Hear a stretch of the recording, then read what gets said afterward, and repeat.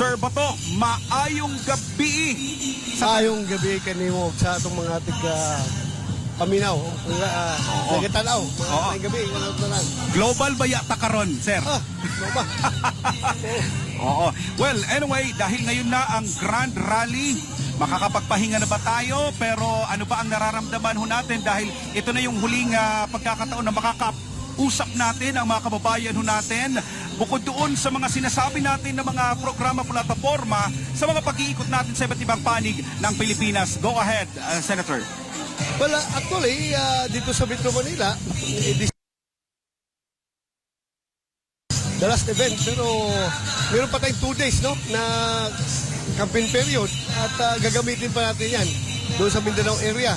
So, tuloy-tuloy pa rin yung ating effort itong remaining days ng ating campaign period. Sen, worth it ba dahil kahit saang pumunta ang PDP, talagang dinudumog ng mga Pilipino? Yes, I'm very proud to say na kahit na ano sabihin nila, basta ako, ramdam na ramdam ko because I've been there and I've experienced personally yung pagtanggap ng mga taong bayan sa atin. Napakainit po. Pag nakita tayo anywhere, Luzon, Visayas, Mindanao, iba talaga ang tanggap ng tao sa atin. Talagang sobrang init ng kanilang pagtanggap. Siyempre, wala man dito si Tatay Digong, ang chairman ng PDP Laban. Ano ba ang gusto nating ipaabot para kay former President Duterte at sa mga kababayan natin, lalong-lalo paparating na ang Mayo 12? Well, the results of this election, sir, is the results dedicated dito para sa kanya. Yan lang masasabi ko sa kanya. We are working hard in your honor, sir. Dahil kung wala kami dito. So ito, tuloy ang aming pagsusumikap para yung Duterte brand of leadership, Duterte brand of service, Duterte brand of pakikikapwang tao ay aming itutuloy po, sir, kahit na wala ka dito. Yan ang aming commitment sa iyo at sa taong bayan.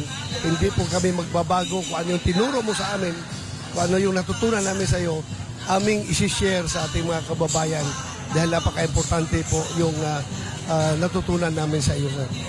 At syempre, maraming pong salamat din sa pagbigpit, lalong-lalo na ang suporta ho natin sa ating senatorial candidate number 53, Pastor Apollo C. Kibuloy. Sa kabila no, wala din siya sa ating piling, pero talagang yung puso, isipan ni Pastor, programa at bukasiya na ipapakalat pa rin sa buong Pilipinas. Totoo po yun. At lahat tayo, no, sa team, we are campaigning not as an individual, we are campaigning as a team.